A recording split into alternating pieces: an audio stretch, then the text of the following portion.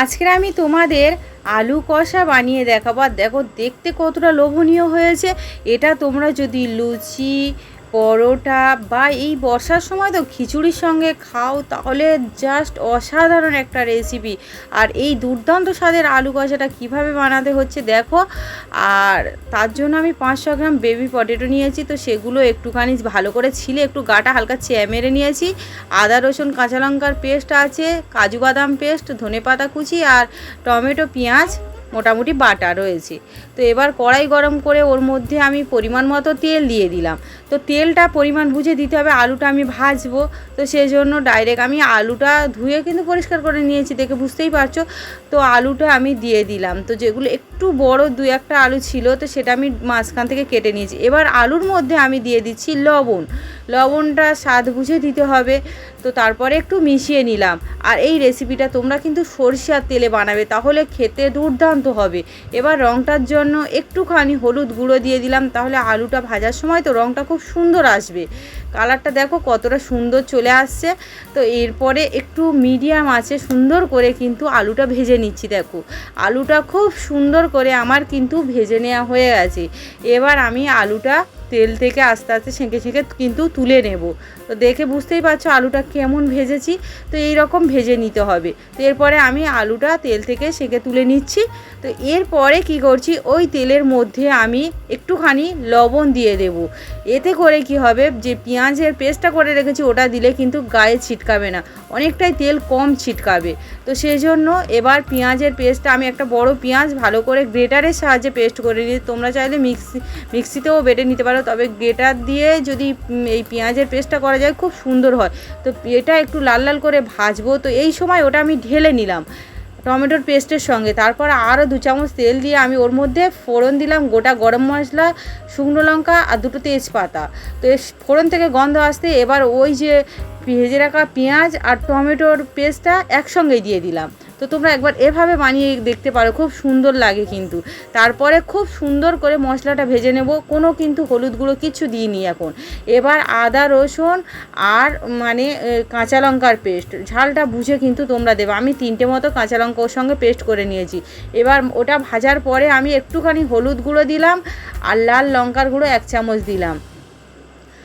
আর এবার জিরে গুঁড়ো দেবো 1/2 চামচ, ধনে গুঁড়ো দেবো 1/2 চামচ দিয়ে আমি মোটামুটি অল্প একটু জল দিয়ে মশলাটা কষিয়ে নিতে থাকবো।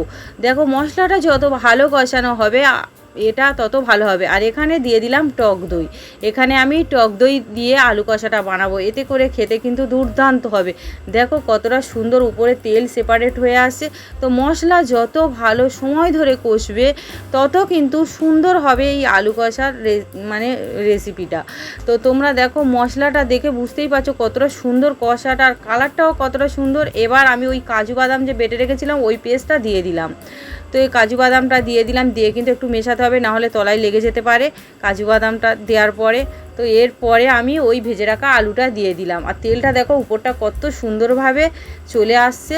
তো এবার অল্প অল্প করে জল দিয়ে আরও কিছুক্ষণ কষে নেব। দেখো তো আমি অল্প অল্প করে জল দিয়ে কষবো, আর আঁচটা একটু লোতে রেখে করব। আর একটুখানি চিনি দিলাম স্বাদটা ব্যালেন্স হওয়ার জন্য, যেহেতু টক দই দেওয়া আছে, টমেটো দেওয়া আছে, তো একটু চিনি দিয়ে দিলাম, তাহলে আলু কষাটা খেতে আরও দুর্দান্ত হবে। তারপরে অল্প জল দিয়ে সুন্দর করে আমি কষে নিচ্ছি। দেখো খুব সুন্দর করে কিন্তু কষাটা করতে হবে।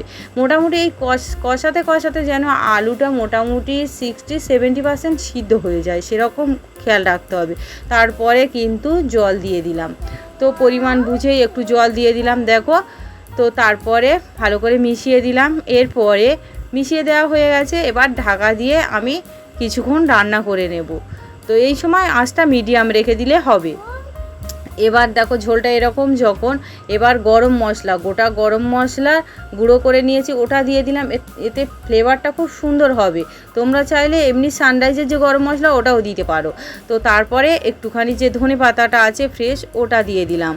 দিয়ে মোটামুটি আমি কি করছি, একটু কসুরি মেথিও দিয়ে দিলাম। এতে করে আলু কষার স্বাদটা আরও দ্বিগুণ হয়ে যাবে। ধনেপাতা দিলাম কিন্তু কসুরি মেথিটা দিলে আরও টেস্টটা অন্যরকম হবে। তারপরে একটু ঘেটে দিলাম। এরপরে ঢাকা দিয়ে আমি একদম দমের মতো করে রান্নাটা করব। মানে এবার মিডিয়ামের পরে এবার একটু লোতে রেখে এই রান্নাটা করছি। দেখো তারপরে কিন্তু ওই ঢাকা দেওয়ার পরে আমি একদম লোতে করে করেছি, কত সুন্দর হয়েছে। এরকম যখন উপরে তেল চলে আসবে আমি গ্যাসটা বন্ধ করে দিয়েছি। দেখো কত সুন্দর দেখতে হয়েছে। আমি আর কোনো জায়গায় তুললাম না, ডাইরেক্ট আমি কড়া থেকেই দেখাচ্ছি। দেখো কতটা সুন্দর দেখতে হয়েছে। এরকম যদি আলু কষা এই বর্ষার দিনে যদি খিচুড়ি বানানো হয় তার সঙ্গে খেতে অসাধারণ, পোলাওয়ের সঙ্গে খেতে অসাধারণ লাগে, লুচি পরোটা নান যে কোনো রেসিপির সঙ্গে কিন্তু এই আলু কষাটা খেতে অসাধারণ লাগবে। আর আজকের এই আলু কষার রেসিপি যদি তোমাদের ভালো লাগে প্লিজ আমার চ্যানেলকে লাইক কমেন্ট শেয়ার, আর নতুন বন্ধুদের বলে রাখি যারা এখনও আমার চ্যানেলটা সাবস্ক্রাইব করে রাখুনি প্লিজ আমার চ্যানেলটা সাবস্ক্রাইব করে দেবে, যাতে আমি পরবর্তী ভিডিও দেওয়ার সঙ্গে সঙ্গে তোমরা প্রথমেই দেখতে পাও। আর দেখো দেখতে যেমন লোভনীয় হয়েছে খেতেও দুর্দান্ত দুর্দান্ত হয়েছিল।